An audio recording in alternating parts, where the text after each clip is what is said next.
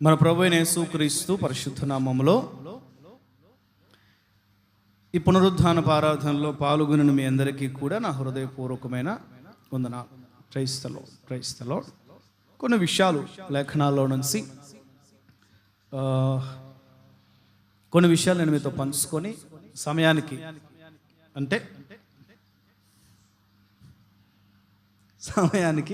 సందేశం ముగించే ప్రయత్నం చేస్తాను. ట్రై.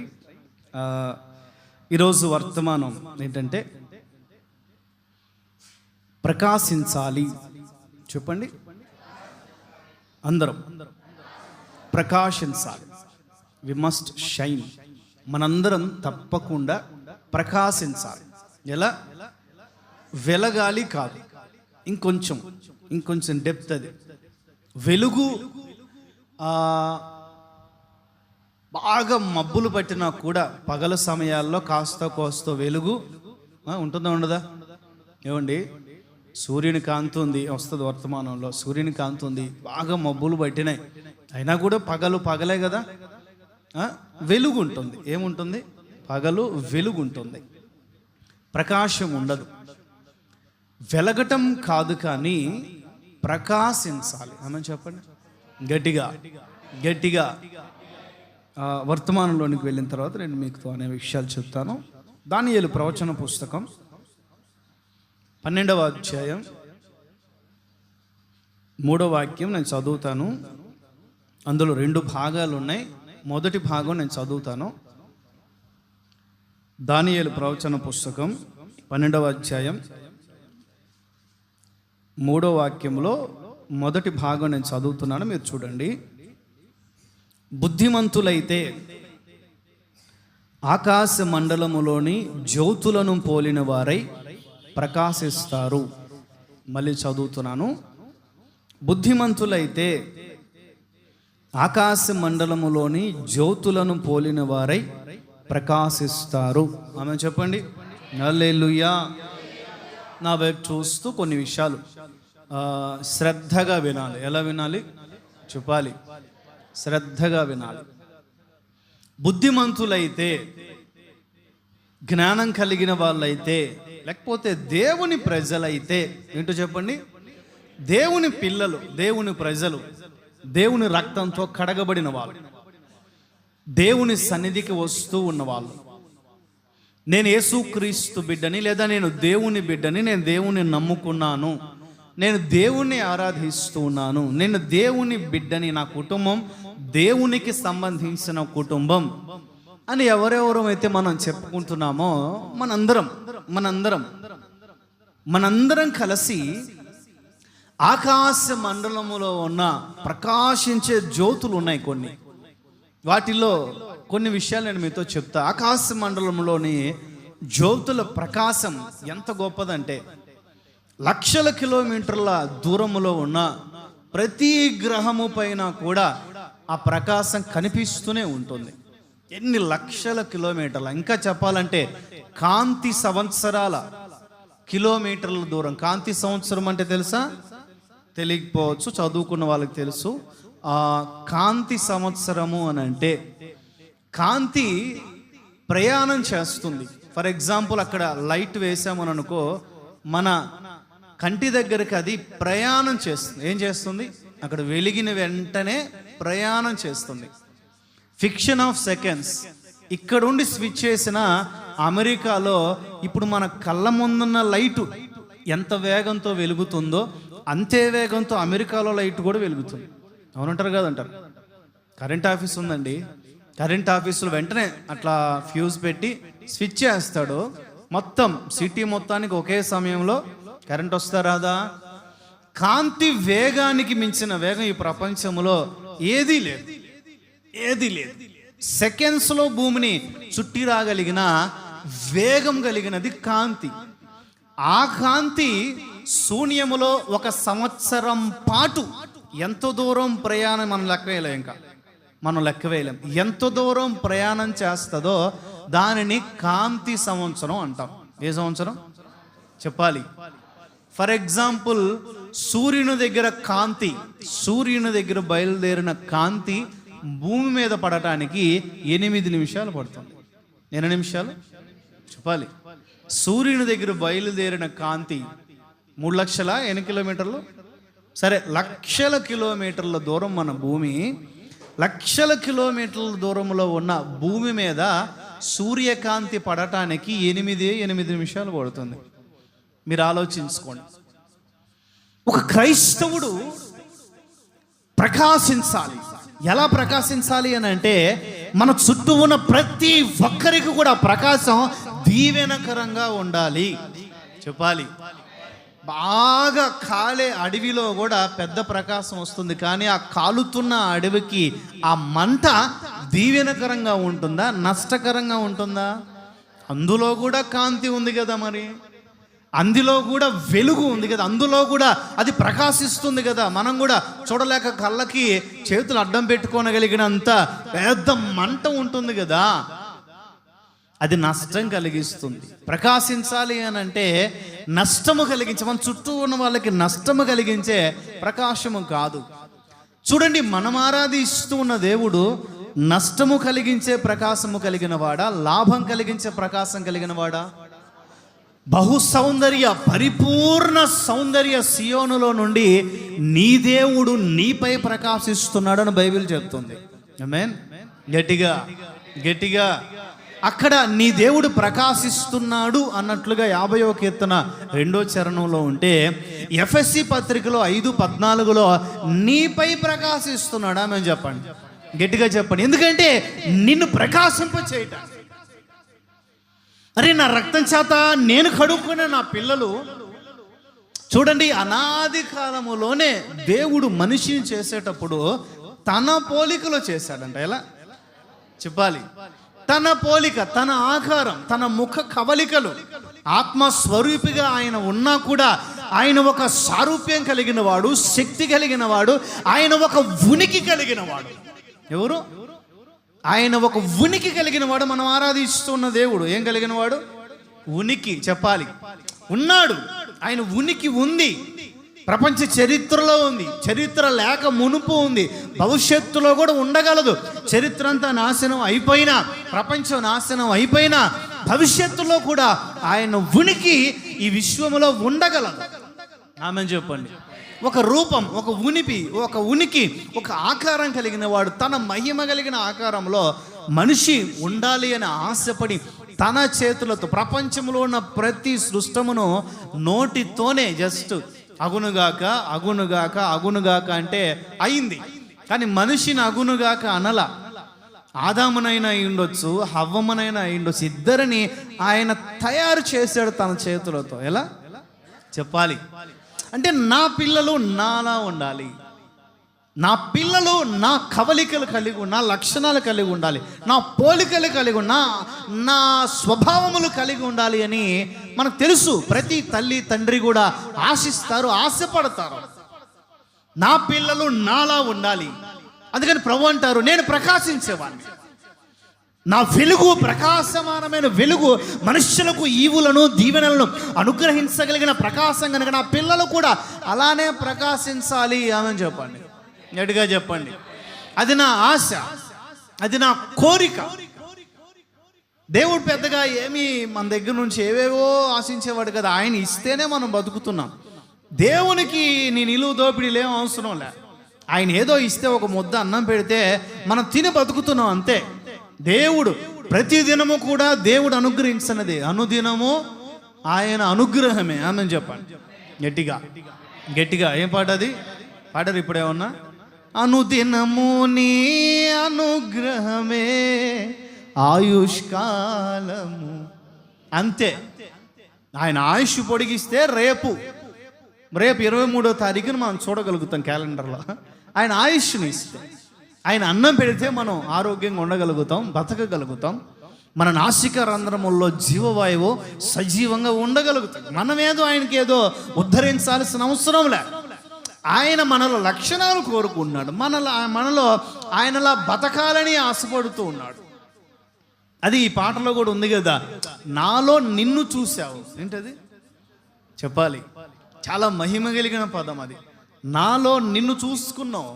ప్రతి తండ్రి ప్రతి తల్లికి ఉన్న ఒక చక్కని అనుభూతి అది. పిల్లల్లో తల్లిదండ్రులు వారిని చూసుకొని, వారి భవితవ్యాన్ని చూసుకొని, వారు సాధించలేని విషయాలు తమ పిల్లల్లో ఒక లక్ష్యాలుగా తలంచుకొని ఎంతో ముచ్చటపడుతూ ఉంటారు. ఒక చిన్న పోలిక వచ్చినా కూడా ఎంత ఆనందపడుతూ ఉంటారు. స్తోత్రం చెప్పండి గట్టిగా గట్టిగా. మనలో మనందరిలో ఆయన తనను చూసుకోవటానికి ఇష్టపడుతూ ఉన్న తండ్రి అయిన దేవుడు. మేన్ మేన్.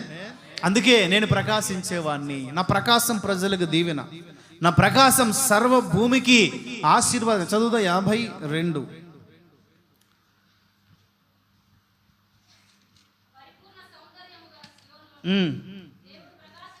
స్తోత్రం చెప్పండి గట్టిగా చెప్పండి.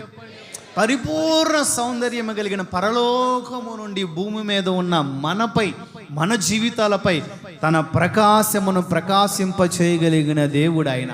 గట్టిగా గట్టిగా చూడండి. ఒక ఆయన తన జీవితంలో ఆ మహాప్రకాశమానమైన ప్రారంభాన్ని ప్రారంభించాడు. లేదా పూర్వకాలంలో ఉన్న రాజ్యములో తమ ప్రారంభ దశలో ప్రకాశమానమైన ప్రారంభాన్నే ప్రారంభించారు. చాలా శక్తి కలిగిన ప్రారంభం. ఒకసారి నెబుకద్నెజర్ ఎవరండి? BC 606. ఇది బాగా గుర్తుపెట్టుకోవాలి మీరు. క్రీస్తుకు పూర్వం 606. ఏంటి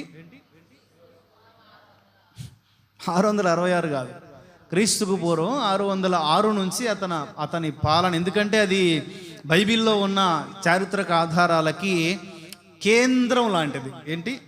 మూల కేంద్రం. అక్కడి నుండే చరిత్ర విభజించబడింది. BC 606. అది గుర్తుపెట్టుకోండి. నెబుకద్నెజర్ తన రాజ్య పాలనలో మహావైభవంతో ప్రకాశిస్తూ ఉన్న తరం అది, దినములవి.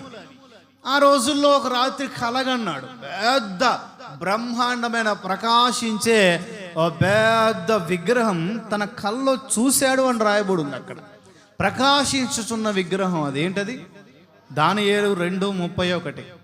టక చూడండి, చాలా విషయాలు ఉన్నాయి.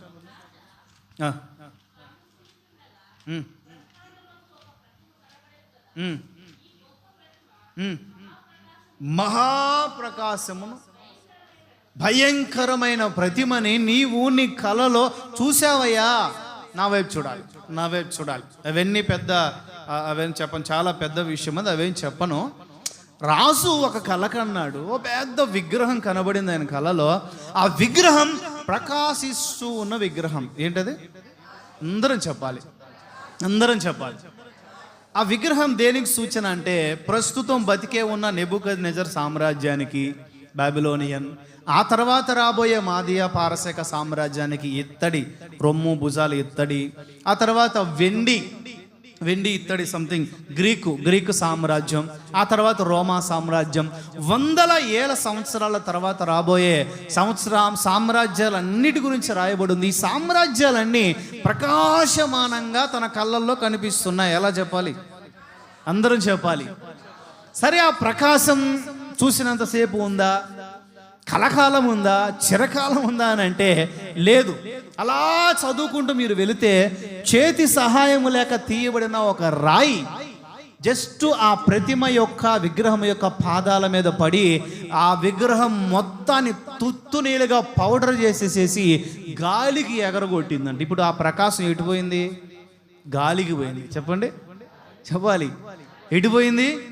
రాజుల ప్రకాశం, అధికారుల ప్రకాశం, డబ్బు చూసుకొని, ధనము చూసుకొని, బలము చూసుకొని, బలగము చూసుకొని, పదవులు చూసుకొని పేట్రేగిపోయిన వారి ప్రకాశం తాత్కాలికమైనది. నా దేవుడు నీకు అనుగ్రహిస్తున్న ప్రకాశం శాశ్వతమైనది. గట్టిగా హల్లెలూయా.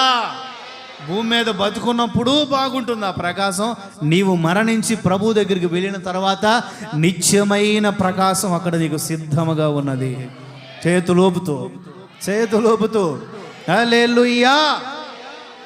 మంచిది. లోక సంబంధుల ప్రకాశం శాశ్వత కాలం ఉండదు. దేవుని ప్రజల ప్రకాశం శాశ్వత కాలం ఉంటుంది. ఇది మనం మూలవాక్యం యొక్క సారాంశం. అది సరే, మనము ఎలా ప్రకాశించాలి? ఒక 2 పార్ట్స్ ఉన్నాయి. ఏ ఏ విషయములలో అన్న విషయాన్ని దైవ చిత్తం ఉంటే నేను వచ్చే వారం పార్ట్ 2గా చెప్పే ప్రయత్నం చేస్తాను. 5వ వారం ఉంది కాబట్టి ఈరోజు ఎలా ఏంటో చెప్పండి. ఎలా ప్రకాశించాలి, వేటిని పోలి ప్రకాశించాలి. సృష్టిలో మనకి చాలా విషయాలు మాదిరికరంగా ఉన్నాయి కదా. మనం చదువుకున్న మూలవాక్యములోనే ఆకాశ మండలములోని జ్యోతులను పోలిన వారై అనుంది. ఏంటది? Very good. ఆకాశ మండలములోని జ్యోతులను, ఆ జ్యోతుల్లో ఒక 2, మొత్తం 3 జ్యోతులు ఉన్నాయి. 3 రకాల జ్యోతులు. వాటిలో 2 జ్యోతులను గురించి నేను మీతో చెప్తాను. మత్తయి సువార్తమానం 13:43 సూర్యుని వలె ప్రకాశించాలి. 13:43 తేజరిల్లుదురు అనే పదం మనకి ఇంగ్లీష్లో చూసినా, లేకపోతే అచ్చ తెలుగు భాషలో చూసినా, లేదా వేరే పర్యాయ పదంగా చూసినా, తేజరిల్లుదురు అంటే అర్థం ఏంటి? ప్రకాశిస్తారు అని. ఏంటి చెప్పాలి? ఇంగ్లీష్లో షైన్ అనే పదం ఉంది. షైన్ అంటే ప్రకాశించటం. స్తోత్రం చెప్పు గట్టిగా. అప్పుడు నీతిమంతులు తమ తండ్రి రాజ్యములో సూర్యుని వలె ప్రకాశిస్తారు. ఎప్పుడు అనంటే భూమి మీద బతుకున్న రోజుల్లో సూర్యుని వలె ప్రకాశించినప్పుడు. స్తోత్రం చెప్పండి గట్టిగా గట్టిగా. నీవు సూర్యుని వలె ప్రకాశించుదువుగాక, సూర్యకాంతి వలని ప్రకాశం విరజిమ్మునుగాక. సూర్యకాంతి ప్రకాశములని ప్రకాశం అనేకులకు దీవెనకరముగా మార్చబడునుగాక. మొదట్లో చెప్పాను కదా, సూర్యప్రకాశం ప్రపంచమంతటికి దీవెనకరంగా. సూర్యుని వెలుగు లేకపోతే మనిషి తన పని పాటలని సరిగా చేసుకోలేడు. పగలు 12 గంటలు, రాత్రి 12 గంటలు. పగల 12 గంటలు సూర్యోదయం, లేకపోతే సూర్యకాంతి వెలుగులో అనేక మృగముల, జీవుల, మనుష్యుల తమ తమ పనిపాట్లలో కొనసాగుతూ ఉంటారని కీర్తనల గ్రంథంలో ఉంది. పగలంతా కూడా మనుషులు తమ పనులు చేసుకుంటారు. రాత్రి అయితే ఏదైనా వేటకు సంబంధించినవి, మృగాలు, వీటికి సంబంధించి ఏవైనా రాత్రులు వేటాడుకుని ఒక ముద్దన్న తిని పగలు మృగములు విశ్రాంతి తీసుకుంటాయి. పగలు మనుషులు పని చేసుకుంటూ ఉంటారు సూర్యకాంతి వెలుగులో. ఏ వెలుగులో చెప్పాలి? భూమికి దీవెనకరంగా, ఇతర గ్రహాలకు దీవెనకరంగా సూర్యకాంతి ఉండగలిగింది. సృష్టి ఆది నుండి ఇప్పటి వరకు కూడా కాంతి సన్నగిల్లలేదు. సృష్టి ఆది నుండి ఇప్పటి వరకు కూడా కాస్తంత దాని శక్తి పెరుగుతూ వచ్చింది తప్ప తరగల. ఈ శక్తి ఎప్పటి వరకు ఉంటుంది అని అంటే యుగ సమాప్తి వరకు ఉంటుంది. ఎప్పటి వరకు చెప్పాలి? యుగ సమాప్తి వరకు. ఆ తర్వాత సూర్యకాంతి అవసరం ఉండదు మనకి. సూర్యుని ప్రకాశం ఆ తర్వాత మనకు అవసరం ఉండదు. ఎందుకు అని అంటే ఆయనే నీకు సూర్యుడిగా, కేడెమగా ఉంటాడు. కొట్టుగట్టిగా కొట్టు కొట్టు కొట్టు. హల్లెలూయా. ఇక పరలోకానికి వెళ్తే ఆయనే సూర్యుడు, ఆయనే నీకు కేడెం, ఆయనే నీకు చంద్రుడు, ఆయనే నీకు ప్రకాశవంతమైన చల్లని కాంతి ఆయనే నీకు ఇవ్వగలుగుతాడు. పైకి వెళ్ళిన తర్వాత ఎక్కడికి? రేకుల పైకి కాదు, పరలోకానికి. స్తోత్రం చెప్పాలి గట్టిగా గట్టిగా. ప్రకాశించాలి, ఆశీర్వాదం. చూడండి, ఈ సూర్యప్రకాశం గురించి కొన్ని విషయాలు నేను మీతో చెప్తాను. మనం టర్న్ టు రాజుల 2వ పుస్తకం తీయండి. అందరూ తీయండి. రాసుకునే వాళ్ళు ముఖ్యంగా కొన్ని విషయాలు చెప్తాను ఇక్కడ, కొన్ని క్యారెక్టర్స్. అవి జాగ్రత్తగా రాసుకోండి. 3వ అధ్యాయం. అందరు తీయండి, ఉన్న వాళ్ళందరూ. రాజుల 2వ పుస్తకం 3వ అధ్యాయం 1 నుండి 27 వరకు టిక్ చేసుకోండి. 1 నుండి 27 వరకు టిక్ చేసుకోండి. ఇప్పుడు నేను చెప్పిన క్యారెక్టర్స్ గురించి కొన్ని విషయాలు రాయండి. అక్కడ ఒక 4 క్యారెక్టర్స్ మనకు కనిపిస్తాయి. యూదా రాజు, ఏ రాజు? ఈజ్ ఈక్వల్ టు ఆత్మ. ఇజ్రాయేలు రాజు ఈజ్ ఈక్వల్ టు శరీరము. ఆత్మ అంటే మనలో ఉన్న ఆత్మ. ఎదోము రాజు ఈజ్ ఈక్వల్ టు ప్రాణము. ఎలీషా ప్రవక్త ఈజ్ ఈక్వల్ టు పరిశుద్ధాత్ముడు. ఏమేమి రాశారు? యూదారాజు ఆత్మ, ఇజ్రాయేలు రాజు శరీరం, ఏదోము రాజు ప్రాణం, ఎలీషా ప్రవక్త పరిశుద్ధాత్ముడు. వీటి గుర్తుపెట్టుకొని ఇప్పుడు 22వ వాక్యం చదవండి.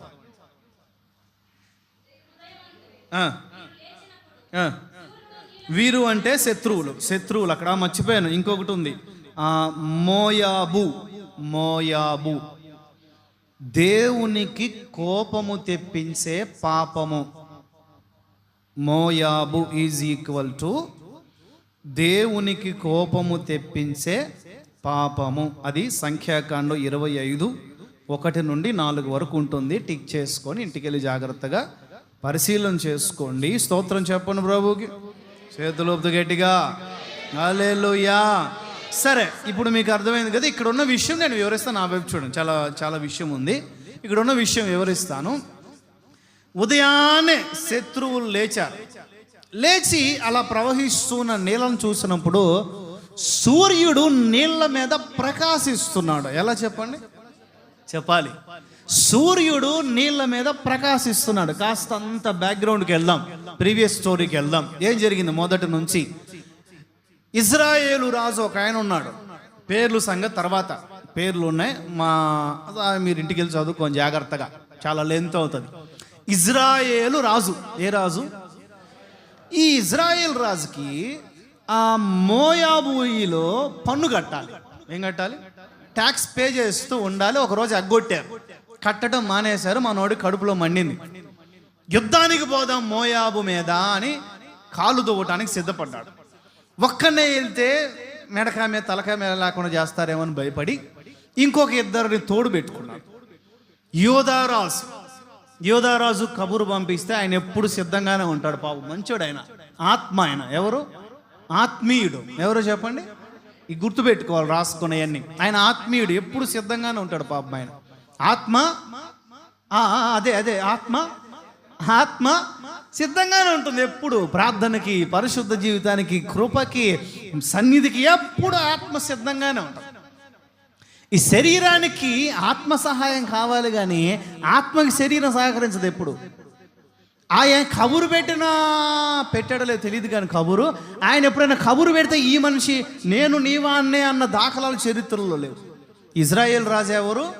శరీరం. ఎవరో చెప్పండి. సరే, ఈ శరీరం ఆత్మకి కబురు పెట్టింది, అయ్యా నాకు సహాయం చేయండి ఆయన. ఇటు ఇంకొక ఆయన ఉన్నాడు, ఏదోము రాజు. వీళ్ళందరూ అన్నదమ్ములు. ఏదోము అంటే ఎవరండి? ఏశావు కదా. ఏశావు. వీళ్ళందరూ అన్నదమ్ములు. ఇజ్రాయేల్ రాజ్యం, యోధా రాజ్యం, ఇదన్నీ యాకోబు సంతానం. ఏదోమీయులు ఏశావు సంతానం, అన్నదమ్ములు అందరూ. అందుకని ఏదోమీయులు కూడా కబురు పెట్టాడు. ఈయన ఎవరు? ప్రాణం. ఎవరు చెప్పాలి? ఇప్పుడు ప్రాణాత్మ దేహాలు మూడు కలిసి దేవునికి కోపము తెప్పించే పాపానికి సాదృశ్యంగా ఉన్న మోయాబు మీద యుద్ధం చేయటానికి బయలుదేరారు. చిన్న విషయం కాదు అది. జీవితాంతం పోరాడాల్సిన శక్తి కలిగిన విషయం. అది చాలా ప్రార్థనాపూర్వకమైన సిద్ధపాటు ఉండాలి. దానికి చాలా పరిశుద్ధ జీవితం ఉండాలి సుమి. దేవునికి విరోధమైన పాపాలు ఏంటి అని పసిగట్టడానికి చాలా ప్రార్థనా జీవితం ఉండాలి. దేవునికి విరోధంగా జీవించకుండా బ్రతకడానికి మనం ఎలా అలవర్చుకోవాలి, ఎలా అలవాటు పడాలి. అరే, నేను దేవునికి విరోధంగా ఉన్నానా లేదా అనే పరిశీలన మనం ఎలా చేసుకోవాలి. చాలా ప్రార్థన ఉండాలి, పరిశుద్ధ జీవితం ఉండాలి, ఆత్మలో ఎదుగుతూ ఉండాలి. అన్నిటికంటే ముఖ్యంగా ఎలీషా ఉండాలి. స్తోత్రం చెప్పండి గట్టిగా. ఎలీషా ఎవరు? పరిశుద్ధాత్ముడు ఉండాలి అక్కడ.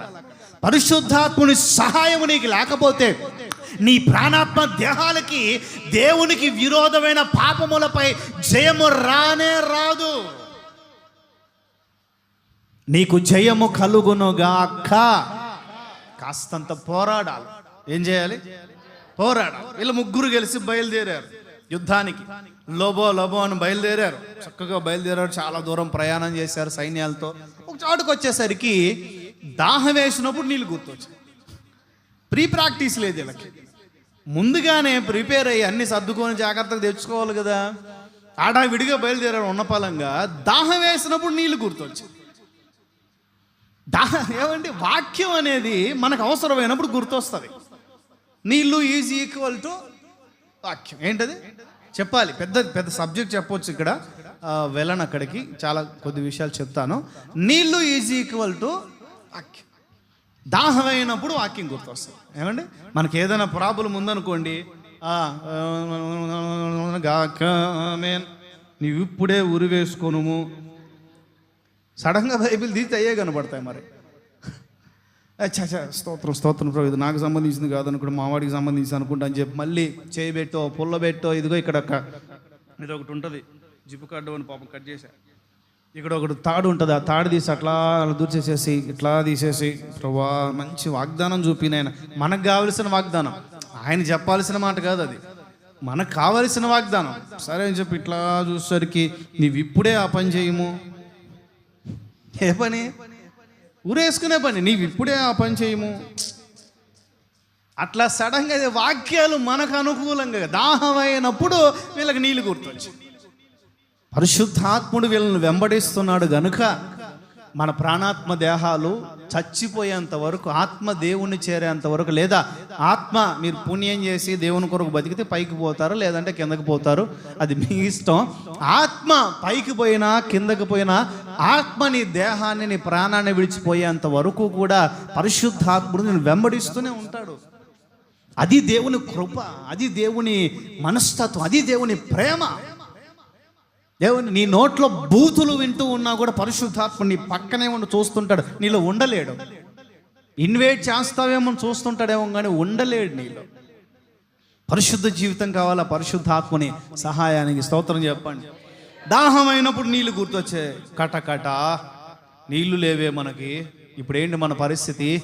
అరణ్యంలో చచ్చిపోవడానికి వచ్చాం మన ముగ్గురం బయలుదేరి, కట్టగట్టుకొని సావటానికి కట్టగట్టుకొని బయలుదేరి వచ్చాం. ఇప్పుడు ఎట్లా శత్రువులు వచ్చారంటే ఈ నీరసానికి వాళ్ళ ముందు మనం జయించగలుగుతామా అని అనుకొని భయపడుతూ ఉంటే, లోపలున్న ఆత్మ అంటుంది, లోపలున్న ఆత్మ, ఎవరి ఆత్మ చెప్పాలి? లోపలున్న ఆత్మ యోధారాజు. ఎవరు చెప్పాలి?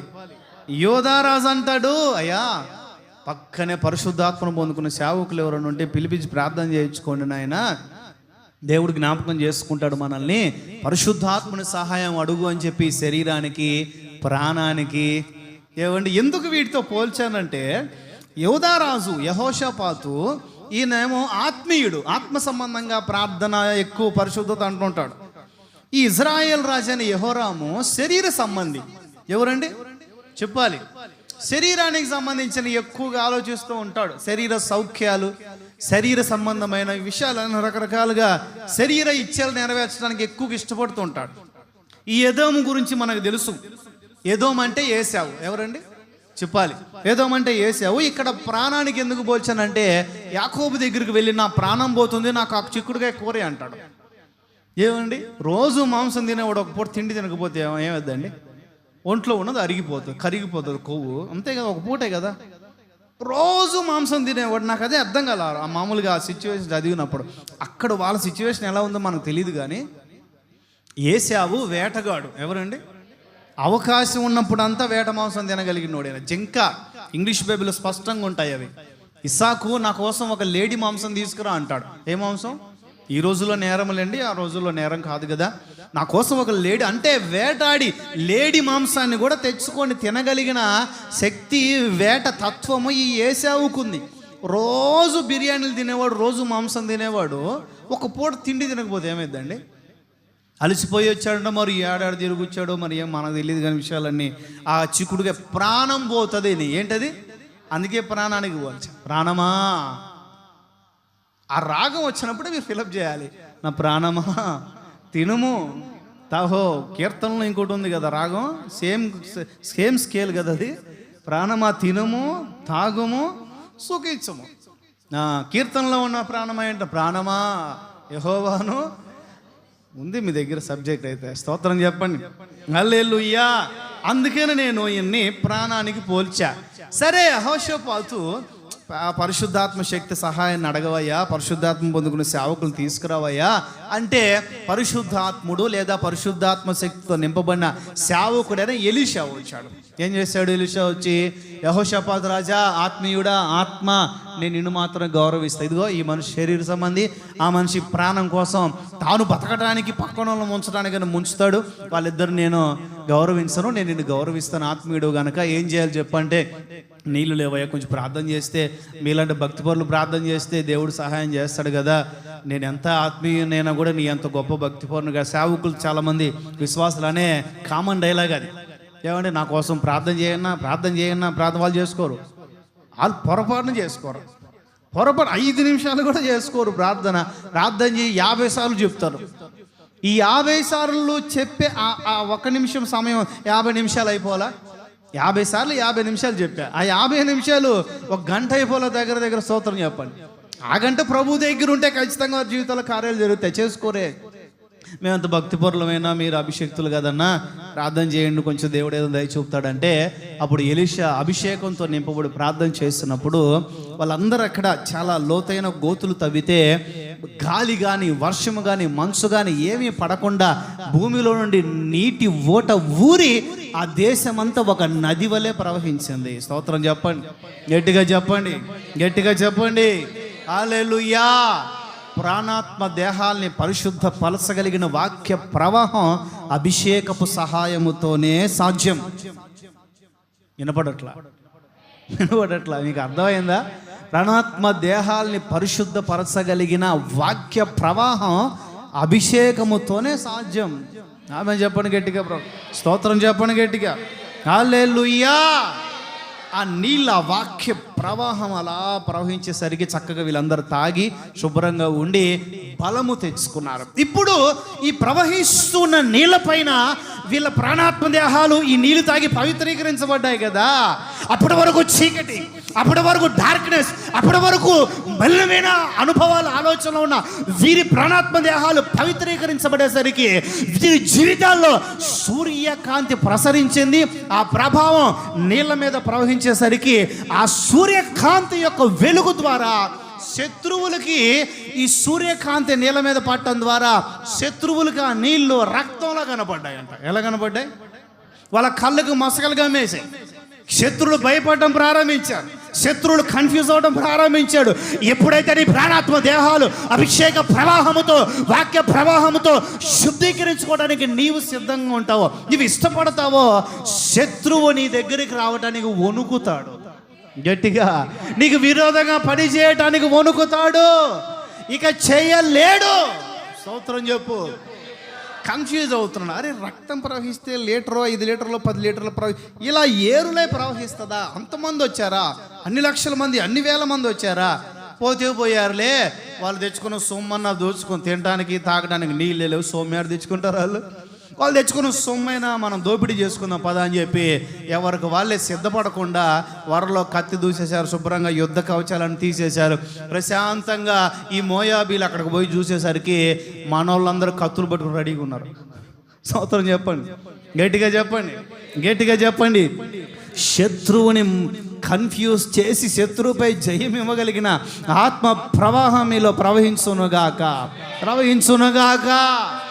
దెబ్బకు వేట మొదలు పెడితే ఈ మోయాబీయులు దేవునికి విరోధమైన పాపం పరిగెత్తడం మొదలుపెట్టింది. వస్తాడండి వాడు, సిగ్గులేనోడు, ఏవైనా తీసుకొస్తుంటాడు మన దగ్గరికి. వాడు ఎవడండి? సిగ్గులేనోడండి. ఏం లేనోడు? సిగ్గులేనోడు. తెస్తానే ఉంటాడండి. తెస్తాడు. అపవిత్రమైన మాటలు తెస్తుంటాడు, అపవిత్రమైన ఆలోచనలు తెస్తుంటాడు, అపవిత్రమైన క్రియలు తెస్తుంటాడు, అపవిత్రమైన తెస్తా ఉంటాడు. అభిషేకపు ప్రవాహములు నీవు ఉండగలిగితే వాటిని గుర్తుపట్టగలవు, వాటిని జయించగలవు, వాటిని ఎదిరించగలవు, వాటిని తరిమి కొట్టగలవు. గట్టిగా ఏంటి దేవునికి విరోధమైన పాపం? ఇందాక మీకు రెఫరెన్స్ చెప్పా, సంఖ్యాకాండం 25 అని. 1 నుంచి 4 వరకు టిక్ చేసుకోండి. అక్కడ వాళ్ళు నా వైపు చూడాలి. చాలా దారుణమైన విషయాలు ఉంటాయి. నేను దాని గురించి చెప్పను. ఏం లేదు, రెండే విషయాలు ఉంటాయి అక్కడ. ఒకటి వ్యభిచారం అని ఉంటుంది, 2 విగ్రహారాధన. ఈ మోయాబీయులు ఏం చేశారనంటే ఇజ్రాయేలీలతో విగ్రహారాధన చేయించారు, వ్యభిచారం చేయించారు. దేవుడు ఇక నేను క్షమించలేను అని తన ప్రజల జీవితాల్లో బాగా బాధపడి బాగా వేదన పడిన సందర్భాలు బైబిల్లో ఏమైనా ఉన్నాయి అని అంటే ఈ రెండే. ఏంటి ఆ రెండు? వ్యభిచారము, విగ్రహం. ఈ రెండే దేవుణ్ణి బాగా బాధపరిచాయి. దేవుని కళ్ళల్లో కన్నీళ్లు తీసుకొని వచ్చిన తన ప్రజల జీవితాల్లో ఈ రెండే. మనం పాత నిబంధన అంతా పరిశీలించండి. ఇజ్రాయేలీలు సంపూర్ణ జయం పొందుకోలేకపోయింది కూడా ఈ రెండింటి మీదనే. మీరు గమనించండి బాగా. పాత నిబంధన అంతా ఒకరిపోతే ఒకరు ప్రవక్తలు వచ్చి చెప్తున్నారు, యాజకులు చెప్తా ఉన్నారు, దేవుడు ఆయా సందర్భాల అవసరాలను బట్టి చెప్తా ఉన్నాడు. ఎంతోమందిని దేవుడు శక్తి కలిగిన సేవకులుగా లేపి తన ప్రజల దగ్గరకు పంపించి, అరే బాబు మానుకోండి, ఇవన్నీ ఇవి మనకు మంచివి కాదు, ఇవి మీకు క్షేమాన్ని ఇవ్వవు, ఇవి మీకు పరిశుద్ధ జీవితాన్ని ఇవ్వవు. అంటే మన ప్రస్తుత జీవితం గురించి చెప్పట్లేదు, ఇజ్రాయెల్ గురించి చెప్తున్నాను. ఎందుకంటే వాటన్నిటికీ మనం చాలా దూరంగా ఉండి మనం దేవుని రక్తంతో కడగబడి ఉన్నాం కాబట్టి పెద్ద ఆత్మ సంబంధంగా పోల్చుకోవచ్చు. నేను శరీరకంగా అనేది ఇక్కడ వీళ్ళ ఇజ్రాయేలీల పాత చరిత్ర గురించి చెప్తున్నా, శరీర సంబంధంగా ఇక్కడ రాయబడిన దాని గురించి చెప్తున్నా. ఈ రెండే వాళ్ళ జీవితాల్లో ఎంతో దారుణమైన పరిస్థితులు. దేవునికి విరోధమైన పాపం, దేవునికి కోపం తెప్పించే పాపం. చూడండి, ఒక సేవకునిగా నాకే కోపం తెప్పిస్తే ఎంత బాధ వేస్తుంది. ఏమండి, మీ పిల్లలు మీకే తల్లిదండ్రులుగా మీకే. మా నాయన నోట్లో చాలా రకాల బూతులు ఉంటాయి, మా నాన్న నోట్లో అప్పుడు నేను ఇంటి దగ్గర ఉన్నప్పుడు. కానీ మేము పిల్లలంగా ఉండి ఓ చిన్న మాట, మామూలుగా సరదాగా మాట్లాడుకున్న చిన్న చెడు మాట మాట్లాడినా కూడా పక్కన ఆయన ఉన్నాడంటే గద్దిస్తాడు, తిడతాడు, చెవు మేలేస్తాడు. అట్లా అనకూడదు. కొట్టడం అంటే నాకు అసలు గుర్తే లేదు. మా నాన్న నన్ను కొట్టింది. స్తోత్రం చెప్పండి. నాకు మా నాన్న నన్ను కొట్టినది గుర్తులేదు. హల్లెలూయా. అది సరే, చాలా బూతులు మాట్లాడే వ్యక్తి అయినా కూడా పరిశుద్ధుడే కాదు. అదే చెప్తున్నా నేను. మేము ఏదైనా చెడు మాట మాట్లాడితే, మీరు చెడ్డవారై ఉండి మీ పిల్లలకి మంచి ఇవ్వాలి. అదే అక్కడ ఉంది బైబిల్లో.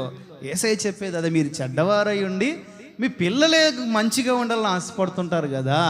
మరి మనం ఆరాధిస్తూ ఉన్న దేవుడు చెడ్డవాడా మంచివాడా? ఏమండి, యెహోవా మంచివాడు. ఆమె చెప్పండి. యెహోవా మంచివాడు, యేసయ్య మంచివాడు. ఆయన మంచికి కొలతలు లేవు, పరిమితులు లేవు. స్తోత్రం చెప్పండి. అలాంటి గొప్ప వ్యక్తిత్వం కలిగిన ఆయన తన ప్రజలు మంచిగా ఉండాలని ఇష్టపడతారు కదా. చాలా చిన్న చిన్న విషయాలు కూడా సెన్సిటివ్గా ఆలోచించే ఒక సువిశాల హృదయం ఆయనది.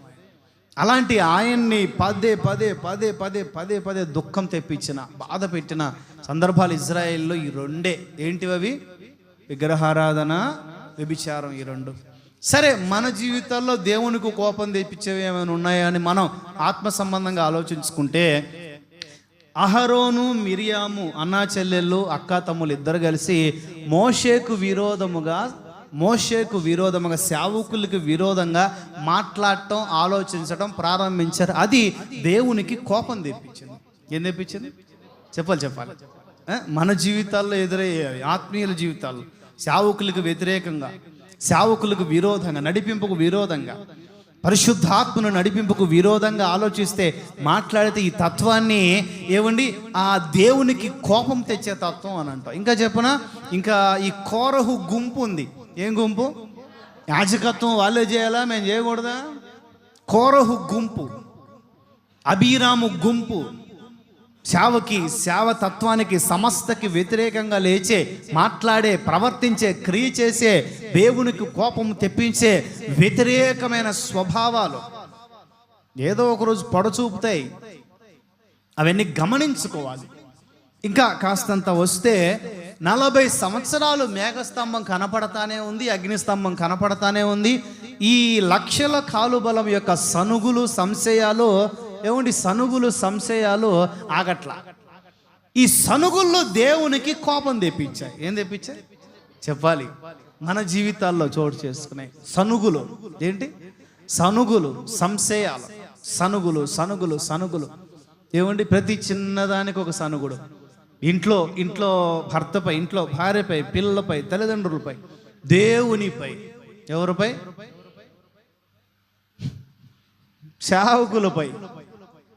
చాకులపై సనుగులు, సంశయాలు, ఇవన్నీ కూడా దేవునికి కోపము తెప్పించే స్వభావాలు. ఏంటి?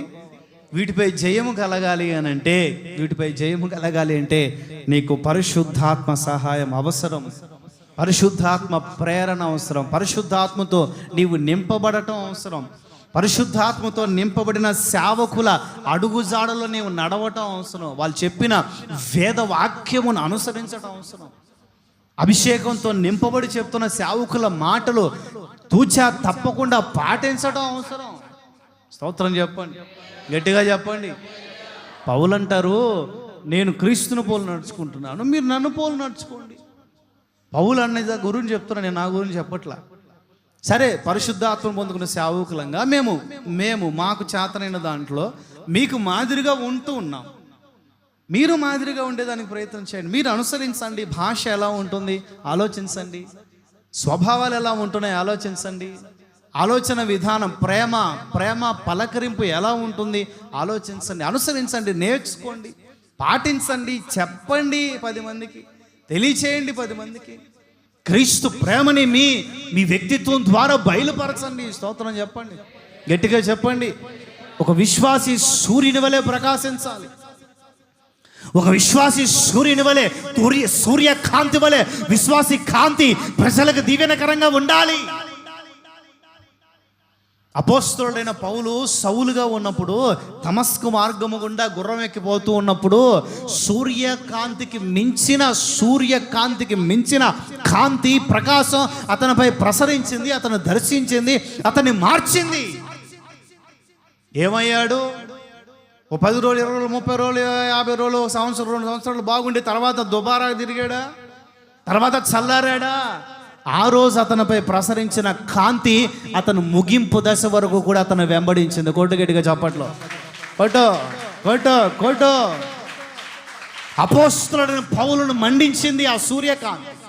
ఆ సూర్య ప్రకాశము ద్వారా అతని హృదయం మండి అనేకులకు అతని ప్రకాశం, క్రీస్తు ప్రకాశం, అతని ప్రకాశం అనేకులకు దీవెనకరంగా ఉండేటట్లుగా జీవించగలిగాడు.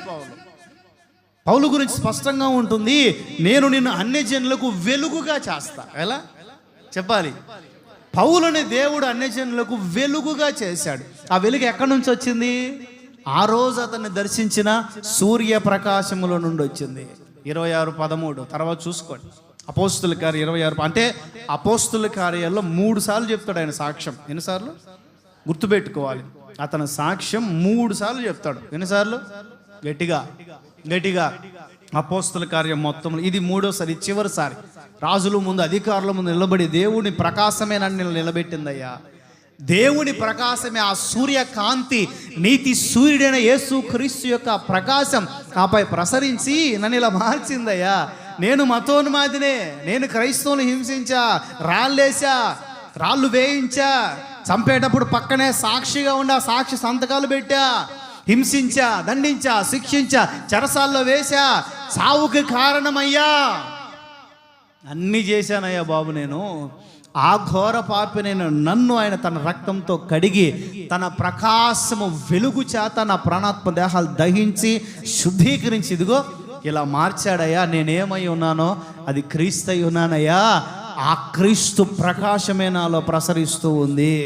కొట్టు గట్టిగా, ప్రభువుకు కొట్టు గట్టిగా, హల్లెలూయా. ఇప్పుడు అర్థమైందా? సూర్యుని వలె ప్రకాశించాలి. ఎలా చెప్పాలి? నీవు సూర్యుని వలె ప్రకాశించాలంటే నీ ప్రాణాత్మ దేహాలు పరిశుద్ధాత్మ శక్తితో పరిశుద్ధపరచబడాలి. నీ హృదయంలో నుండి వాక్య ప్రవాహం ప్రవహించాలి. రెండో విషయం చెప్తాను, నక్షత్రముల వలె ప్రకాశించాలి. దానియేలు 12:3 2వ భాగం. నీతి మార్గమును అనుసరించి నడుచుకున్నట్లు ఎవరు అనేకులను త్రిప్పుదురో వారు నక్షత్రముల వలె నిరంతరము ప్రకాశిస్తారా? అని చెప్పండి, గట్టిగా చెప్పండి. హల్లెలూయా. సరే, నక్షత్రముల వలె ప్రకాశించాలి. నక్షత్రముల ప్రకాశమట ప్రతినిత్యము దేవుని స్తుతిస్తూనే ఉంటుందంట. ఆమె చెప్పండి. ఆ నక్షత్రముల యొక్క కాంతి ఆ మిలుకుమని ఆ వెలిగి ఆరిపోతూ ఉండే ఆ మనకి ఇక్కడ నుంచి కనిపిస్తుంటే కొన్ని ఆ నక్షత్ర కాంతి, అందమైన కాంతి దేవుని స్తుతిస్తూ ఉంటుందంట. 148:3 త్వరగా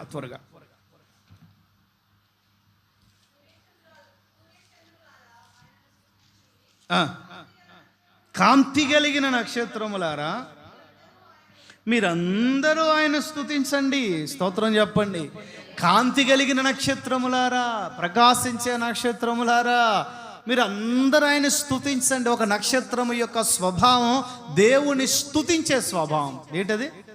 సనుక్కునే స్వభావం కాదు, గొనుక్కునే స్వభావం. వైపు చూడండి, అందరు భక్తులే, అందరు కిందకి చూసి చదువు లేని వాళ్ళు కూడా కిందకి చూస్తే ఎట్లా? నా వైపు హల్లెలూయా. సో ఈ నక్షత్రం యొక్క స్వభావం, నక్షత్రం యొక్క తత్వం స్తుతించే తత్వం, సనిగే తత్వం కాదు, గొనిగే తత్వం కాదు, ప్రతి చిన్నదానికి కూడా కోపం, సంశయాలకు చోటిచ్చే తత్వం కాదు. నిత్యము స్తుతిస్తూనే ఉంటుంది, ఉన్నా లేకపోయినా. సంతోషమందైనా శ్రమల ఎందైనను నా స్తుతి కీర్తనకు ఆధారము నీవే. కలనైన మరువను నీవు నడిపిన మార్గం, క్షణమైన విడువను నీతో సహవాసం. ఆ మొదటిది జరగాలి అని అంటే ఈ రెండవ ఘట్టం మన జీవితాల్లో ఉండాలి. ఏంటది? కలనైన మరువను నీవు. ఎప్పుడైతే మనం ఆయన నడిపిన మార్గాలు మర్చిపోతామో స్తుతించడం మర్చిపోతాం, ఆయనను ఘనపరచడం మర్చిపోతాం. ఎప్పుడైతే ఆయన ఇచ్చిన ఈవులు మర్చిపోతామో స్తుతి కూడా మర్చిపోతాం. ఎప్పుడైతే ఆయన రుణం తీర్చుకోవాలనే ఆలోచన మర్చిపోతామో, ఆయన నడిపిన మార్గాలు, చేసిన మేళ్ళు, దీవెనలు, ఆశీర్వాదాలు, ఆయన కన్నీళ్లు తుడిచిన విధానం, ఆయన కడగళ్ళు తప్పించిన విధానం, ఆయన సహాయం చేసిన విధానం, ప్రమాదాల నుంచి తప్పించిన విధానం, ఏమండి పెంట కుప్పల మీద నుంచి కూడా లేవనెత్తి ఒక స్థాయిలో నిలబెట్టిన విధానం, ఒక క్రైస్తవుడు, ఒక భక్తుడు, ఒక దేవుని బిడ్డ ఎప్పుడైతే మరిచిపోతాడో ఖచ్చితంగా అతని హృదయంలో స్తుతి ఉండదు. ఏముండదు చెప్పాలి? స్తుతి ఉండాలి. సంతోషములైనా దుఃఖములైనా స్తుతి ఉండాలి అని అంటే అది చేసిన మేలు హృదయంలో కలలో కూడా మరువను అన్నంత నిక్కచ్చి కలిగిన తీర్మానాలు మన హృదయాల్లో ఉండాలి. చక్కని ఎగ్జాంపుల్ యోబు కదా. యోబు ఉన్నప్పుడు స్తుతించాడు, అన్నీ పోయినప్పుడు స్తుతించాడు. స్తుతికి ఆయనే కేంద్ర బిందువు. అయ్యా ఇవన్నీ నీవిస్తేనే నాకు వచ్చినాయి.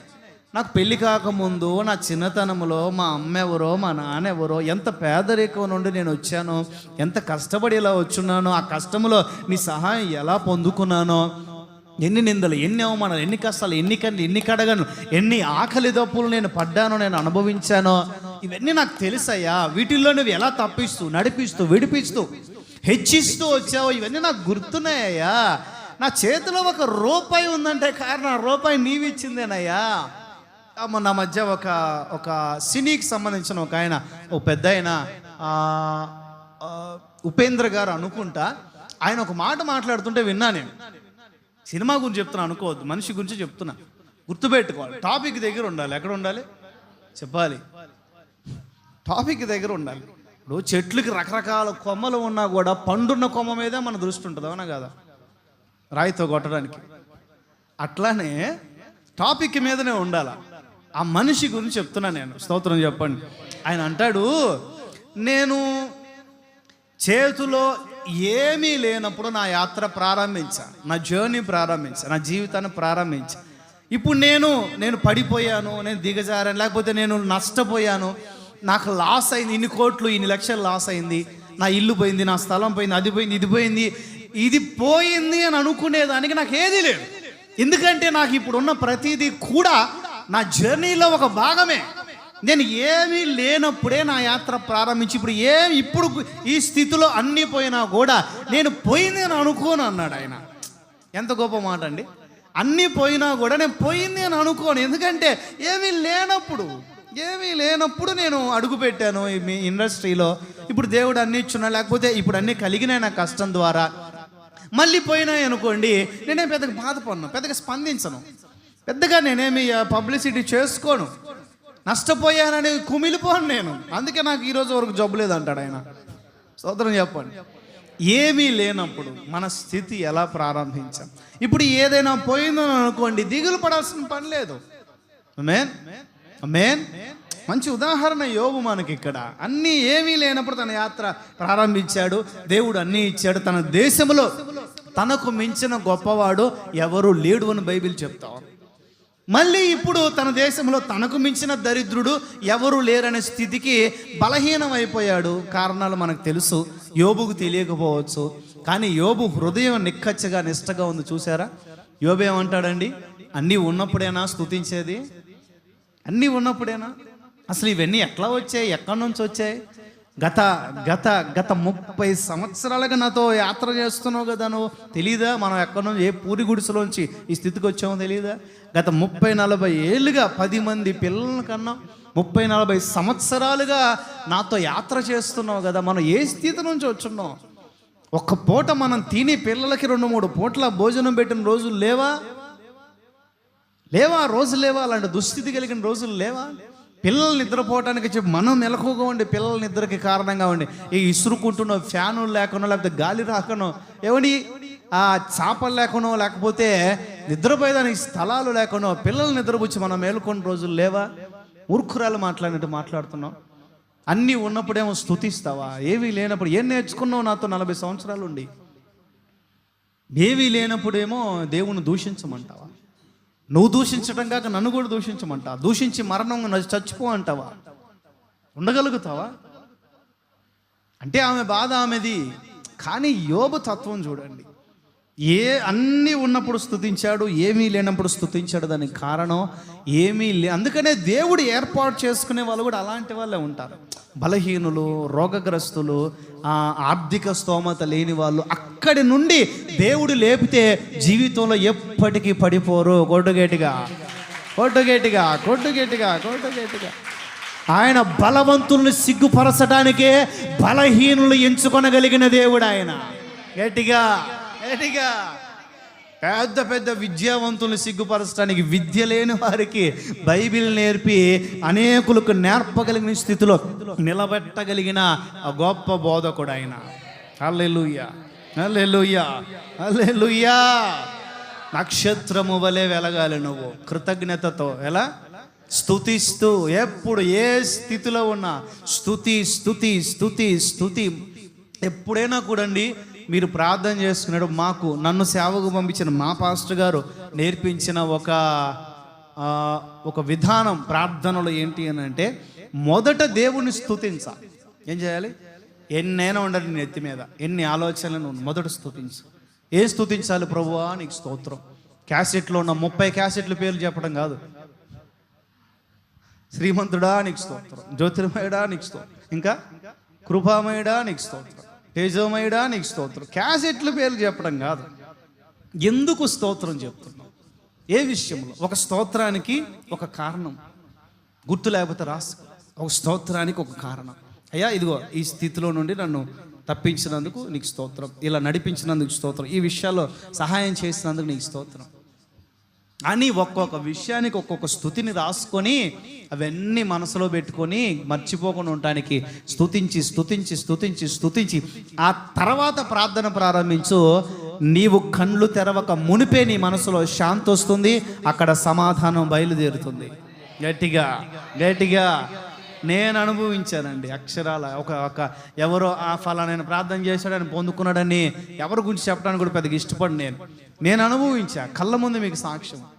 ఎన్నో 1 కాదు 2 కాదు, అనేక విషయములలో ఆయన స్తుతిస్తూ ప్రార్థిస్తూ ప్రతిఫలాలు పొందుకుంటూ ఇదిగో నేటి దినాన ఒక సజీవ సాక్షిగా మీ ముందు ఉండి 4 మాటలు మీకు చెప్పగలుగుతున్నాను. ప్రతి క్రైస్తవుడు అదే మార్గములో ఉండునుగాక, నక్షత్రముల వలె స్తుతించగలిగిన స్థితిలో ఉండునుగాక. ఒక ఆయన ఉన్నాడండి, పరలోకంలోనే ఉంటాడంట. ఆయన పేరు లూసిఫర్ అంట. ఏం పేరు? చెప్పాలి. అప్పట్లో ఆయనకు ఒక పేరు ఉంది, తేజో నక్షత్రం. ఏంటి? తేజో నక్షత్రం. లూసిఫర్ ఆయనకు ఒక పేరు ఉంది, తేజో నక్షత్రం. పరలోకంలో ఉన్నప్పుడు, దేవుని దగ్గర ఉన్నప్పుడు నిత్యము వెలుగుతూ ఉండేవాడు, నిత్యము ప్రకాశిస్తూ ఉండేవాడు. ఎందుకంటే అతని స్థితి ఏంటి అంటే దేవుణ్ణి స్తుతించే స్థితి. ఏ స్థితి? చెప్పాలి, అందరు చెప్పాలి, అందరు చెప్పాలి. నేను మీ గురించి చెప్పట్లా, లూసిఫర్ గురించి చెప్తున్నా. అందరు చెప్పాలి. దేవుణ్ణి స్తుతించే స్థితిలో ఉన్నంత వరకు ప్రకాశించాడు. మరి ఒకరోజు ఏం పురుగు పుట్టిందో ఏమో, ఆ స్తుతి మనం పొందుకుంటే ఎట్లా ఉంటుంది అని ఒక పురుగు పుట్టింది మనసులో. ఆ స్తుతి మనం పొందుకుంటే ఎలా ఉంటుంది? దేవుని సింహాసనానికి పైన నా సింహాసనం వేసుకోవాలి, ఇదిగో ఈ కోట్ల కొలది దూతల స్తుతిని నేను పొందుకోవాలి, ఎట్లుంటుంది అని మనసులో చిన్న గర్వం. ఏం గర్వం? చిన్న గర్వం. చెప్పండి, చిన్న గర్వం. మీరు ఒక యాపిల్ పండు తీసుకొచ్చి అక్కడ పెట్టేసేయండి, చిన్న పురుగు ఫస్ట్ ఒకే ఒక పురుగుతో స్టార్ట్ అయింది. అది అవునంటారు కదంటారు. ఒకే ఒక పురుగుతో స్టార్ట్ అయింది. 10-20 రోజుల తర్వాత తీసి చూడండి, దాన్ని కట్ చేసి చూడండి, దాని లోపల ఎన్ని పురుగులు ఉంటాయో. చిన్న గర్వంతో స్టార్ట్ అయింది. ఇక అట్లా విస్తరించి తన కాంతి, తన ప్రకాశం, తన మహిమ అంతా పోగొట్టుకొని చిట్ట చివరికి ఇప్పుడు పాతాళములో అగ్నిగుండానికి వెళ్ళాల్సిన స్థితిలోనికి వెళ్ళిపోయాడు. పాతాళానికి ఒక నాయకుడిగా అయిపోయాడు. పాతాళంలో మొట్టమొదటి పడిన వ్యక్తి, శక్తి ఎవరైనా ఉన్నారంటే అది లూసిఫరే. పాతాళానికి ఫస్ట్ మెంబర్షిప్ ఎవరిదండి? చెప్పాలి. ఫస్ట్ మెంబర్షిప్ ఎవరిది? లూసిఫర్ పేరు. ఆ తర్వాత అంతా ఇంకా మిగిలిన వాళ్ళందరి మరి ఎవరి ఉంటే నాకు తెలియదు. చేతులు చెప్దాం ప్రభుకి గట్టిగా, హల్లెలూయా. మరి తర్వాత ఇంకా యుగ సమాప్తి యందు ఎవరి పేర్లు ఉంటాయి, ఎవరి పేర్లు ఉండవో నీకు తెలియదు. మన పేర్లు మాత్రం ఉండకూడదు. మన పేర్లు గొర్రె పిల్ల జీవ గ్రంథంలో ఆల్రెడీ రాయబడి ఉన్నాయి. గట్టిగా కాకపోతే ఆమేనని అరిసినంత గట్టిగా మనం ప్రభు కొరకు బ్రతికితే నక్షత్రాల్లాగా బాగుంటుంది. ప్రభు కొరకు నక్షత్రాల్లాగా వెలిగితే, ప్రకాశిస్తే బాగుంటుంది. యెషయా 14:12-15 వరకు ఇప్పుడు నేను చెప్పిన విషయం ఉంటుంది. తర్వాత ఇంటికి వెళ్ళిన తర్వాత చదువుకోండి. కొరింథీ మొదటి పత్రికలో పౌలు అంటాడు, అయ్యా నక్షత్రముల మహిమ ఎలాంటిదో తెలుసా? అక్కడ చదవండి, నేను వివరిస్తాను. చాలా బాగుంటుంది. ఇది సైన్స్ కూడా, సైంటిస్టులు కూడా ఇదే చెప్తుంటారు. 15:41 కొరింథీ మొదటి పత్రిక 15:41. Okay okay.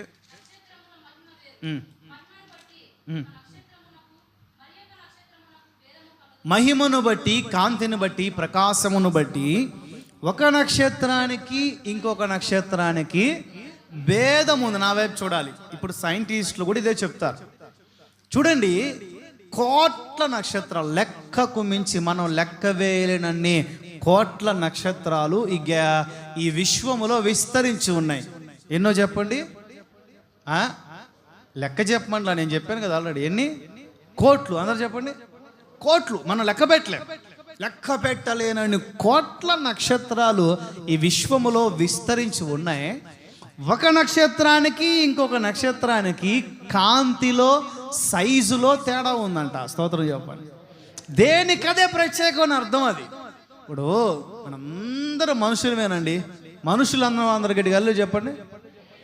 సగం మంది చెప్పారు, సరే వదిలేయండి. సగం మంది మనుషులం. మనిషికి వేలు ముద్ర ఉంటుంది. ఏముంటుంది చెప్పాలి? వేలు ముద్ర. 700 కోట్ల మంది ప్రజలు భూమి మీద ఉన్నాం. ఎన్ని కోట్లు? 700 కోట్లు. అంతేనా?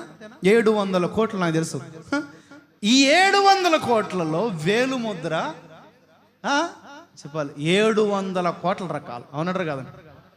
మనిషి చనిపోయి ఎంతో వేల మంది, వందల మంది రోజు చనిపోతున్నారు, మరలే పుడుతున్నారు. పుట్టే ప్రతి ఒక్కరి వేలు ముద్ర, బతికున్న వాళ్ళ వేలు ముద్రతో పొరపాటును కూడా సెట్ అవ్వదు. స్తోత్రం చెప్పండి. ఇంకోటి చెప్పాలని, చచ్చిపోయిన తర్వాత ఆ వేలు ముద్ర కూడా చచ్చిపోతుంది, ఉపయోగపడదు. ఇంకా చచ్చిపోయిన తర్వాత ఫోన్ మీద ఎంత పెట్టినా కూడా రాదు. అది ఫింగర్ ప్రింట్ దగ్గర సినిమాలో చూపించే డూపండోయ్. మీరు ప్రయత్నించేవాళ్ళు మళ్ళీ ఆస్తుల కోసం. స్తోత్రం చెప్పండి. హల్లెలూయా. అవన్నీ చచ్చిపోయిన తర్వాత కూడా సెన్సార్ పనిచేయదు ఇక్కడ, ఏలు ముద్ర సెన్సార్. అలానే కంటి రెటీనా, ఏంటది? చెప్పాలి. అందుకని ఆధార్ కార్డులకి అన్నీ రకరకాల ప్రూఫ్స్ కావాలి అని అంటే ఫస్ట్ వేలు ముద్ర, ఆ తర్వాత రెటీనా. అట్లానే మనిషికి భేదాలు ఎలా వేరు, ఎవరికి వాళ్ళే ప్రత్యేకం ఎలానో నక్షత్రములు కూడా దేనికి అదే ప్రత్యేకం. మన గెలాక్సీలో మనకి ఇక్కడ ఎల్లో కలర్లో 100 వాట్స్ ల్యాంప్ లాగా, ఇదిగో ఇట్లా ల్యాంప్ లాగా ఎల్లో కలర్లో కనిపిస్తాయి. కాస్తంత గెలాక్సీ దాటి వెళ్తే వైట్ కలర్లో ఉంటాయి. ఇంకాస్త గెలాక్సీ దాటి వేరే గెలాక్సీలోకి వెళ్తే ఆ పింక్ కలర్లో ఉంటాయి, బ్లూ కలర్లో ఉంటాయి. రకరకాల కలర్స్, రకరకాల సైజెస్, ఒకదానికి ఖచ్చితమైన భేదం ఉంది. దానికి అర్థం ఏంటంటే నక్షత్రము వలె ప్రకాశించాలి అని హెచ్చరించబడుతున్న నీవు, నీ భక్తికి పక్కన వాళ్ళ భక్తికి ఖచ్చితంగా తేడా ఉండాలి. స్తోత్రం చెప్పు. ఏమండి, నీవు పెంతుకోస్తు భక్తుడివి, స్తోత్రం చెప్పు. నీ భక్తికి వేరే వాళ్ళ భక్తికి తేడా ఉండాలి. నీ భక్తికి నీ ఇంట్లో ఉన్న వాళ్ళ భక్తికే తేడా ఉండాలి. ఎవరికి వాళ్ళే నేను ప్రత్యేకంగా ఉండాలి, నేను భక్తిగా ఉండాలి, నేను రోషంగా ఉండాలి, నేను వేరుగా ఉండాలి, నేను ఎక్కువ ఉండాలి. ఆమె చెప్పండి గట్టిగా. నేను అందరికంటే ఎక్కువ ఉండాలి, అందరికంటే బాగుండాలి. ఓకే, ఈయన ఇంత పరిశుద్ధుడా, నేను ఇంతకంటే పరిశుద్ధంగా ఉండాలి. వీళ్ళు ఇంత ప్రార్థనా పరులా, ఓకే నేను కూడా ఇంతకంటే ఎక్కువ ప్రార్థనా పరులు ఉండాలి, ఇంతకంటే మంచి వస్త్రధారణ ధరించుకోవాలి. పెంతెకోస్తు భక్తులు అంటే ఎలా ఉండాలి, హోసన్న భక్తులు అంటే ఎలా ఉండాలి? ఒక రోషం, ఒక పౌరుషం, ఒక నిష్ఠ, ఒక ప్రతిష్ట, ఒక నాజీరు చేయబడిన రోషం కలిగిన భక్తుడు. హోసన్న విశ్వాసులు ప్రతి ఒక్కరి మోకాళ్ళు నలిగిపోయి ఉండాలి ప్రార్థనలో. స్తోత్రం చెప్పండి, గట్టిగా చెప్పండి. రోషం. ఎందుకంటే వేరే చోట్ల పెద్ద ప్రార్థనా జీవితాలు ఉండవు. ప్రార్థనలు నేర్పించరు, వాళ్ళకి స్తుతి నేర్పించరు. ఏమండి, నేను పర్టికులర్గా ఉద్దేశించి ఎవరి గురించి చెప్పదలుచుకోవట్లా. ఇక్కడ పామిడోలకి వాటి గురించి చెప్పాల్సిన అవసరం లేదు నేను అనుకుంటున్నాను. అన్నీ తెలుసు, మన చుట్టే అన్నీ ఉన్నాయి మన చుట్టూ. మనకు సమృద్ధి అయిన స్తుతి ఆరాధన ఉంది, సమృద్ధి అయిన వాక్యం ఉంది, సమృద్ధి అయిన ప్రార్థన ఉంది, సమృద్ధి అయిన విజ్ఞాపన ఉంది. ఆమేన్ చెప్పండి. ఆమేన్. సమృద్ధి అయిన ప్రతిష్ఠ ఉంది. మెల్కీసెదెకు ప్రతిష్ఠలో సేవ చేస్తున్న ఒక యేసయ్యను అనుసరించగలిగిన ప్రతిష్ఠలో సేవ చేస్తున్న సేవకుల బోధ మనకు సిద్ధంగా ఉంది, సమృద్ధిగా ఉంది. వింటే వినగలిగినంత బోధ మనకు సిద్ధంగా ఉంది. ఆమేన్. హల్లెలూయా. చెప్పం, ఎందుకంటే ప్రతి వారం చెప్తుంటాం కనుక ఒక టైం కానీ, ఒక పరిధి కానీ, ఒక ఇంతవరకే పని చేస్తుంది బుర్ర, తర్వాత స్విచ్ ఆఫ్ అవుతుంది అని అనుకున్నంత వరకు కేటాయించుకొని నేను ఏమండి ఇంకొక 10 నిమిషాలు మీ బుర్ర పని చేస్తుంది నాకు తెలుసు. ఇంకా తర్వాత పని చేయదు. ఇక రకరకాల షేడ్స్ కనిపిస్తుంటాయి ఒక్కొక్కరిలో. ఆ 10 నిమిషాల్లో నేను ముగిస్తా. స్తోత్రం చెప్పండి గట్టిగా.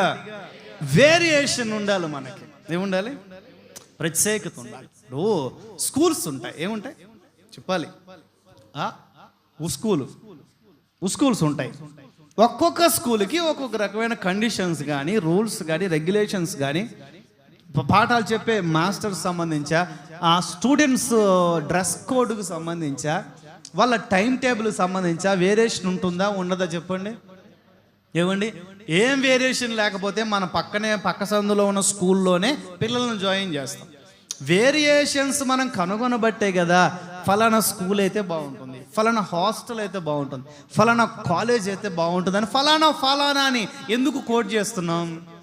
వేరియేషన్. ప్రత్యేకత ఏంటి చెప్పాలి? ప్రత్యేకంగా ఉంటారా? మూడవదిగా ఒక 5 నిమిషాలు, ఎంతసేపు చేతులు చెప్దాం ప్రభువుకి. 3 సార్లు బోరు కొట్టాలని గట్టిగా. లోయ బోరు కొడుతుందా? చిన్నది, ఎందుకంటే వచ్చే వారం కూడా పార్ట్ 2 ఉంది కాబట్టి చిన్న విషయం. దీపము వలె ప్రకాశించాలి. ఎలా చెప్పాలి? గుర్తుంటే చెప్పండి. అది దీపం కాదు. యోహాను 5:35.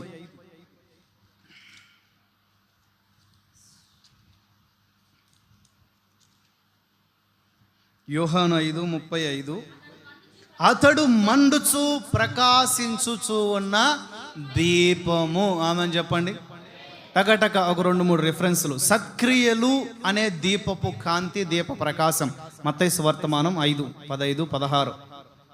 సత్క్రియలు ఏంటి? మంచి క్రియలు, మంచి ఆలోచనలు ఉండొచ్చు, మంచి వస్త్రధారణ ఉండొచ్చు, మనకు మనమే మంచోళ్ళం. ఏమండి, ఎవరు చెడ్డోళ్ళని ఒప్పుకుంటారండి? ఇప్పుడు మనల్ని ఎదట కూర్చోబెట్టి మీరు మంచోళ్ళ చెడ్డోళ్ళ అని అడిగితే మీరేం చెప్తారండి? ఏమండి, అప్పుడే పీకలు కోసి వచ్చినోడు కూడా ఏమంటాడు? నేను మంచోనని అంటాడు. అప్పుడే 10 మందిని హత్య చేసి వచ్చినోడు కూడా నేను మంచోన్నే సార్ అంటాడు. ఎవరు మంచి వాళ్ళకు మంచి తత్వం కలిగి ఉంటాడు. లేకపోతే మంచోనని చెప్పుకోవటం కాదు, కానీ మంచి క్రియలు ఉండాలి. ఏముండాలి? మంచి పనులు చేయాలి. సత్క్రియ ఏంటి? సత్క్రియలు, మంచి పనులు చేయాలి, మేలులు చేయాలి. మేలులు చేయాలంటే పొందుకునే వాళ్ళు ఎవరున్నారో అక్కడ గమనించుకొని మనం చేయగలిగిన పరిధిలో ఏదో ఒక సహాయం చేయాలి. ఆమె చెప్పండి. నేను వివరించి, ఎందుకంటే ఇట్లా గతంలో కూడా కొన్ని విషయాలు ఇటు గురించి చెప్పాను. లూకా 15:8 నుండి 10 వరకు పోగొట్టుకున్నవి తిరిగి సంపాదించుకోవటానికి దారి చూపగలిగినది దీప వెలుగు. నా వైపు చూడండి, ఏముంది అక్కడ? ఒక స్త్రీకి 10 వెండి నాణేలు ఉన్నాయి. అందులో ఒకటి ఇంట్లో ఉన్నప్పుడే జారి పడిపోయింది. అవి పూరి గుడిసెలు, నేల కలిగిన ఇల్లులు, చిన్న చిన్న పేద ఇల్లులు గనుక 10 నాణెముల్లో ఒక నాణెం కింద పడిపోయింది. అప్పుడు ఆమె ఏం చేసింది? దీపము వెలిగించి, ఏం చేసి చెప్పండి అందరూ పూర్వకాలంలో మనం చేసింది ఇప్పుడు లైట్ వేస్తాము. ఏమైనా కనపడకపోతే ఏమైనా అవసరమైతే ఇప్పుడు మనం ఏం చేస్తాం? మన ఇంట్లో ఉన్న లైట్ వేస్తాం. అప్పట్లో 90s మా చిన్నతనంలో కూడా ఉన్నాయి. దగ్గర 2005 ఈ వరకు కూడా ఇంచుమించుగా దీపాలు ఉన్నాయి, క్యాండిల్స్ ఉన్నాయి, ల్యాంప్స్, ఆ క్యాండిల్ స్టిక్స్ ఉన్నాయి. కిరోసిన్ సంబంధించి కానీ రకరకాల కొవ్వొత్తులు కానీ బాగా ప్రాచుర్యంలో ఉన్నాయి. వెంటనే అగ్గిపెట్టెతో దీపాలు వెలిగించి ఏం చేస్తాం? ఇప్పుడు దీపాలతో అగ్గిపెట్టెలతో పని లేక పుట్టినరోజులకి పక్కింటి దగ్గర అగ్గిపెట్టి అడుగుతున్నాం. పని లేక గ్యాస్ స్టవ్కి ఏమో లైటర్స్ వచ్చా, గ్యాస్ ఉండే, ఇంక ఏమో ఉంటునేసరికి లైట్స్ ఉండే, ఇన్వర్టర్స్ ఉండే. ఇక దీపాలతో పని లేక అగ్గిపెట్టెగా పుట్టినరోజుకి క్యాండిల్ ముట్టియడానికి పక్కింటి వాళ్ళని అడగాల్సి వస్తుంది. అది సరే, ఏదైనా కనిపించకపోతే దీపం వెలిగిస్తాం. ఏం వెలిగిస్తాం చెప్పాలి? ఈమె ఒక తలాంతి పోగొట్టుకుంది, ఒక నాణ్యం పోగొట్టుకుంది, దేవుడిచ్చిన 10 తలాంతులు ఒక తలాంతి పోగొట్టుకుంది, ఒక ఆశీర్వాదం పోగొట్టు, ఒక దీవెన పోగొట్టుకుంది. పోయిన దగ్గరే వెతకడానికి దీపం వెలిగించింది. తన జీవితంలో దీప ప్రకాశం ఎంత మంచి క్రియ చేసింది అని అంటే, తాను పోగొట్టుకున్నది మాత్రమే తనకు దొరికింది, ఎక్కువేం దొరకల. కానీ పండగ చేసుకుంటుంది ఈమె. నాకు నవ్వు అనిపించింది. ఏమండి, ఏదన్నా డబల్ దొరికితే, త్రిబుల్ దొరికితే, ఏదన్నా మన పెట్టుబడి పెట్టిన దానికి 2 అంతలుగా వస్తే హ్యాపీగా ఉంటాం, విందు చేస్తాం, మాకు లాంటి వాళ్ళకి తీసుకొచ్చి 10 రూపాయలు ఇస్తాం. ఏమండి, అవునంటారు కాదంటారు? చెప్పాలి, అవునా కాదా? 10 రూపాయల దగ్గర మాత్రం అవునంట్లా. ఇస్తాం కదా. డబల్ వస్తే, త్రిబుల్ వస్తే, లాభం వస్తే, ఏమొస్తే. కానీ ఈ అమ్మాయికి ఏమైనా లాభం దొరికిందండి? ఒకటి పోయింది, ఒకటే దొరికింది. కానీ ఆ ఒకటి దొరికితే చుట్టుపక్కల అందరిని పిలిచి నాతో కూడా సంతోషించండి, ఎందుకంటే నేను పోగొట్టుకున్న దాన్ని ఇదిగో ఈ దీపపు ప్రకాశం, దీపపు కాంతి మరలా తెచ్చుకునేటట్లుగా సహాయం చేసింది. అవేం చెప్పండి? ఆ పోగొట్టుకున్నది ఎంతో విలువై ఉంటుందో. కొంతమంది కృప పోగొట్టుకుంటున్నారు. బైబిల్లో చాలా విషయాలు ఉన్నాయి. కృప పోగొట్టుకోవద్దు, అభిషేకం పోగొట్టుకోవద్దు, దేవుని చెయ్యి సహాయం పోగొట్టుకోవద్దు, దేవుని ఆలోచన పోగొట్టుకోవద్దు, దేవుని నడిపింపు పోగొట్టుకోవద్దు, దేవుడిచ్చిన పవిత్ర జీవితం పోగొట్టుకోవద్దు, దేవుడిచ్చిన రక్షణ పోగొట్టుకోవద్దు. ఎన్ని చెప్పాలి ఇట్లాంటి? ఇంకా దేవుడు నేర్పిన ఉపదేశం పోగొట్టుకోవద్దు, రక్షణ అనుభవాలు, రక్షణ వస్త్రాలు పోగొట్టుకోవద్దు. ఏమండి, ఏం పోయే కాలం వచ్చిందో? యెరూషలేములో ఉన్న ఆ వ్యక్తి మరి ఏం పురుగు పుట్టిందో ఏమో ఎరికోకు దిగుతున్నాడంట. దిగి అనే పదం ఉందా? ఏముంది? దిగి. ఎప్పుడైతే దిగాడో దొంగలు వచ్చేసేసి రక్షణ వస్త్రాన్ని లాక్కొని దిగంబరిగా, లేకపోతే ఏకవస్త్రం మీద అతన్ని వదిలేసి వెళ్ళినట్లుగా లేఖనం చెప్తా ఉంది. రక్షణ వస్త్రం పోగొట్టుకున్నాడు ఆ వ్యక్తి. ఏమైంది? పోగొట్టుకున్నాడు. చెప్పండి. రక్షణ వస్త్రం పోగొట్టుకోవద్దు. లేచి నిలబడదాం. యోబు 29:3 చదువుదాం. అది బాగుంటుంది. అది బ్లెస్ సంబంధించి. ఒకప్పుడు నా జీవితంలో నేను ఇలా ఉన్నా అని యోబు చెప్తున్నాడు. యోబు 29:3. అప్పుడు ఒకప్పుడు, అంతకుముందు ఒకప్పుడు, ఒక కాలములో దేవుని దీపము నా తలకు పైగా ప్రకాశించింది. ఆయన దీపము, ఆయన దీప ప్రకాశము మీ తలకు పైగా ప్రకాశించునుగాక, మిమ్మల్ని కూడా వెలిగించునుగాక, మీ దీపకాంతులు అనేకులు దీవెన పొందుదురుగాక. మండుచు ప్రకాశించుచున్న దీపముల వలె మీరు ప్రకాశించుదురుగాక. లేచి నిలిచి